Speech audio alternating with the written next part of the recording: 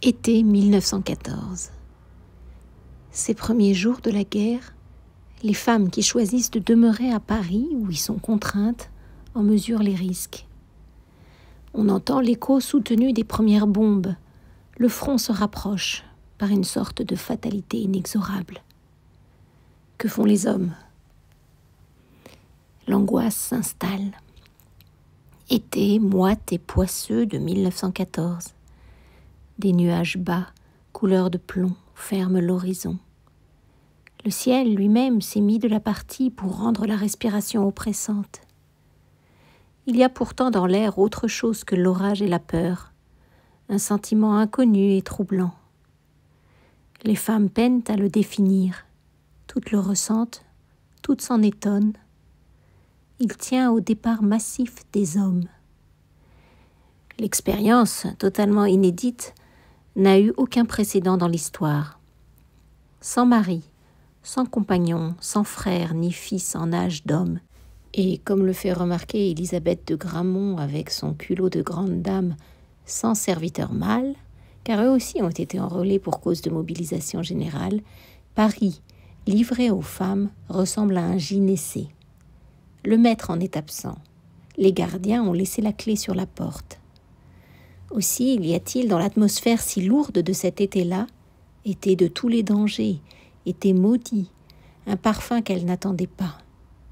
Elle le respire pour la première fois, confuse et même un peu honteuse d'en éprouver du plaisir.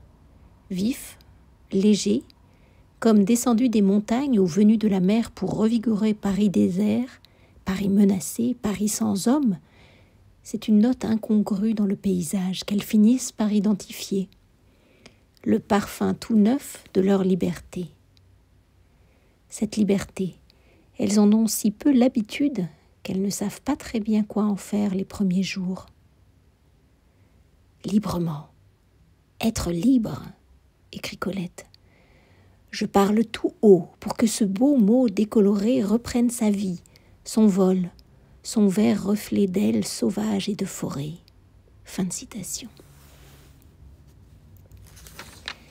Colette a entendu le tocsin sonner en Bretagne, où elle passait un séjour ensoleillé avec son mari, le baron Henri de Jouvenel et leur fille, dans sa maison de Rosven.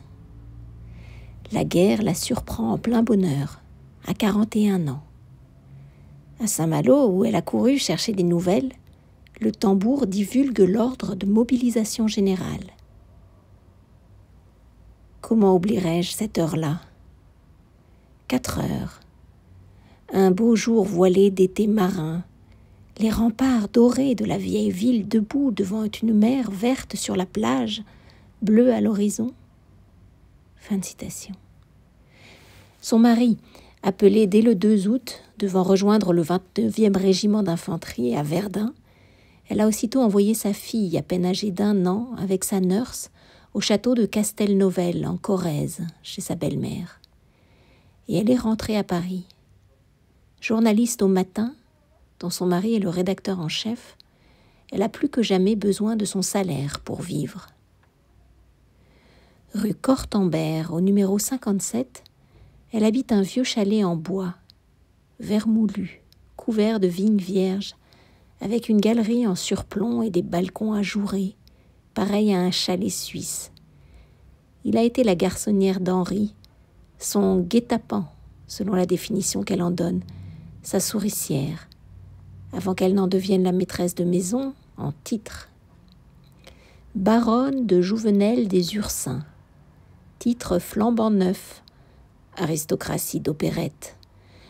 Depuis décembre 1912, après une liaison qui aura duré un peu plus d'1 an, 1 an et demi d'amour, de volupté que le mariage prolonge au-delà de ses espérances, elle est tombée à son tour dans le piège de ce séducteur patenté, fou amoureux d'elle, comme elle est folle de lui.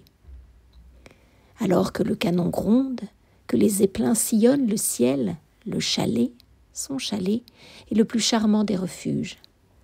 En plein 16e arrondissement, parmi d'autres villas tout aussi pittoresques, au milieu d'arbres et de taillis touffus qui cachent les murs, elle a vécu là des heures parfaites, qu'elle juge irremplaçables. Ce chalet du bonheur, aujourd'hui disparu, a laissé place à un immeuble en pierre de taille, construit en 1929. Le jardin, 3000 mètres carrés, c'est elle qui l'a noté, n'a pas davantage laissé de traces. Mais il lui donne alors l'illusion d'habiter à la campagne, ce qu'elle préfère au monde. Autour d'elle, dans ce quartier paisible en marge de l'agitation de la grande ville, les églantiers, les noisetiers aveliniers, les acacias en grappe attirent les oiseaux et les chats.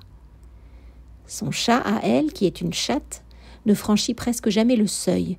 La maison est pour elles deux un royaume. Une maison silencieuse, qui embaume le jasmin. Colette en a fait disparaître les trophées de chasse, gardé les sofas profonds, les coussins moelleux accueillants au jeu de l'amour. Elle peut faire de la gymnastique dans son salon, sur des tapis épais, sans se meurtrir les côtes, ou s'endormir à même le sol, à la manière élastique de ses chers félins. Elle n'a presque rien changé au décor, qui ne la rend pas jalouse d'un passé qu'elle croit mort.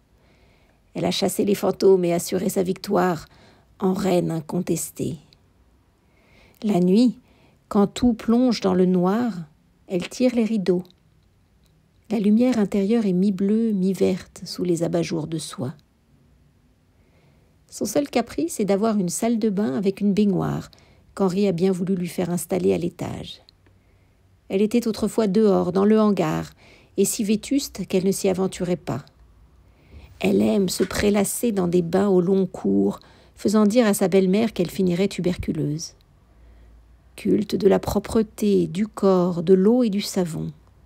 Colette aime l'eau saine et vive comme elle aime sans réserve depuis l'enfance la nature, les animaux, le parfum du jasmin et aussi les livres. Elle leur sera fidèle avec une admirable constance tout au long de sa longue vie. Dans le chalet, elle a son coin à elle, qu'Henri lui a généreusement rétrocédé. Une table avec ses papiers, ses stylos Waterman qui ont remplacé ses vieilles plumes flamand numéro 2, son encre, enfin sa fidèle lampe bouillotte à cloche verte qui la suit d'un déménagement à l'autre et lui assure une sorte de permanence dans une existence survoltée. C'est ce qu'elle appelle « mon confort de scribe ». Elle ne peut pas plus s'en passer que de sa chatte ou de son bain, ou de la chaude présence d'Henri, dont elle partage le lit, lové sur son flanc gauche, ainsi qu'elle le raconte en passant, ravie. Colette redoute la solitude. Mariée à 20 ans, puis divorcée de son premier mari après une longue séparation de corps, elle a déjà habité seule, sans compagnon ni maître, mais elle n'aime pas ça. Vivre en couple la rassure. Elle a besoin de se sentir protégée autant qu'aimée. Des épaules solides la font autant rêver que de belles moustaches. L'homme idéal doit être à la fois un amant et un protecteur.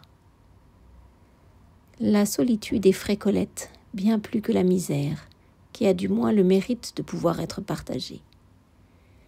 Aussi, l'amitié tient-elle une grande place dans la vie de cette amoureuse. Colette n'est pas vraiment seule que lorsqu'elle écrit. Et encore, ses pages sont toujours joyeusement peuplées, d'hommes et de femmes, d'enfants, mais aussi d'animaux et même de plantes qui s'expriment comme des humains et sont tout aussi chers à son cœur, indispensables à sa survie que ses amis, ou plus encore, ses amis, ES.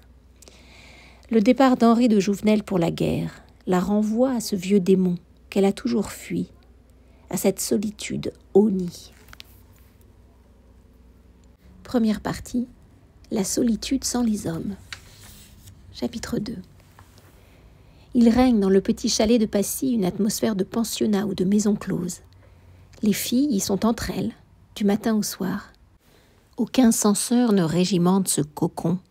Aucun perturbateur n'apporte sa virilité dans cet essaim entièrement féminin où bourdonnent des voix joyeuses. On s'active, on s'agite, on s'appelle d'un étage à l'autre, on se bouscule dans l'escalier, si étroit que les épaules doivent s'effacer pour se laisser passer. L'intimité est parfaite. Pas de discipline, pas d'horaire, aucune obligation d'aucune sorte. La maîtresse de maison, loin d'être une mère supérieure ou d'exercer une quelconque tutelle, donne l'exemple en appliquant strictement sa devise. Je fais ce qu'il me plaît quand il me plaît. Et tant pis si le dîner n'est pas prêt à l'heure ou si l'on dîne en peignoir, à peine coiffé et pas maquillé. Henri ne rentre pas ce soir. Les filles sont libres pour la première fois. Et s'il y avait la guerre qui noue les cœurs, elles seraient parfaitement insouciantes dans le petit chalet. L'absence des domestiques, congédiés pour raisons financières, complique un peu l'existence, mais l'allège aussi. Il n'y a non seulement plus personne pour commander aux filles, mais plus personne pour les observer en douce, les espionner, les juger. « Où es-tu, Musie ? Annie, mon Annie !»« Ouhou, Marguerite !» Colette les a fait venir chez elle toutes les trois, Musie, Annie et Marguerite. Ses amies, ses presque sœurs. Elles habitent à 2 pas de chez elles, toutes dans le 16e arrondissement, mais elles ont préféré se regrouper. C'est plus facile pour faire face aux soucis du moment et à l'ennui si terrible d'être seule. Ce sont 3 beautés brunes, 4 avec Colette, qui forment une tribu aux traits caractéristiques. Aucune blonde n'a trouvé place au chalet. Du même âge, à quelques mois près, sauf pour l'une d'elles, elles sont romancières, journalistes, comédiennes, et dans le cas de Colette, tout cela à la fois. Elles appartiennent au monde marginal, sulfureux, de la littérature et du spectacle. Mariées, démariées, remariées ou en compagnonnage, leur existence a de quoi étonner, voire choquer une époque encore très bourgeoise. Elles ont souvent enfreint l'ordre moral et défié les bonnes mœurs. Elles les défient toujours. Elles ont le goût du vagabondage. Quand leurs contemporaines ne quittent jamais le domicile conjugal, elles ont bougé, bourlingué, voyagé. Et comme les chats auxquels elles vouent une passion commune, elles ont eu chacune plusieurs vies. 3 d'entre elles ont déjà donné le jour. Ce sont des mères, plus si jeunes, puisque 3 d'entre elles ont passé 40 ans, l'âge d'être une grand-mère en 1914. Leur progéniture ne vit pas au chalet. Les 2 enfants d'Annie ont déjà une vingtaine d'années, soit 20 ans de plus que Belgazou, le bébé de Colette. Belgazou. Je cite « Ce nom qui évoque un oiseau persan, un oiseau des contes merveilleux, aigretté de l'ophophore, avec un petit visage humain aux longs yeux. » Ce nom remplace le prénom officiel de l'enfant, qui prête à confusion, Colette. Son père l'appelait ainsi autrefois. Si elles ont connu les douleurs de l'enfantement, ce fut un martyre pour Colette, 30 heures de travail sans répit. Et si elles connaissent encore les soucis des mères à tous les âges, la guerre les rend à une forme heureuse de célibat. Colette se félicite de savoir sa fille en Corrèze, à l'abri des bombes et dans un bon climat. Mamita, la mère d'Henri de Jouvenel, lui a ouvert les bras. Les gazouillis du bébé ont disparu du chalet, dévolus à des femmes auxquelles il arrive pourtant de jouer les petites filles à leurs heures perdues.